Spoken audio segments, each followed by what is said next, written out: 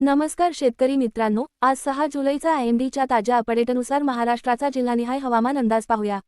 कोकण विभागात मुंबई, ठाणे, पालघर, रायगड, रत्नागिरी आणि सिंधुदुर्ग जिल्ह्यांमध्ये अनेक ठिकाणी मुसळधार ते अतिमुसळधार पावसाची शक्यता असून काही भागांमध्ये जोरदार वारे आणि विजांचा इशाराही आहे। उत्तर महाराष्ट्रात नाशिक, धुळे, नंदुरबार, जळगाव आणि अहिल्यानगर जिल्ह्यांमध्ये हलका ते मध्यम पाऊस तर नाशिक घाट परिसरात जोरदार ते अतिजोरदार पावसाची शक्यता आहे।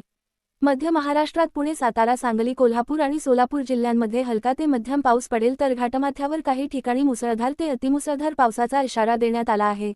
मराठवाड्यात छत्रपती संभाजीनगर, जालना, बीड, धाराशिव, लातूर, नांदेड, परभणी आणि हिंगोली जिल्ह्यांमध्ये हलका ते मध्यम पाऊस तसेच काही ठिकाणी मेघगर्जना आणि विजांसह सरी पडण्याची शक्यता आहे।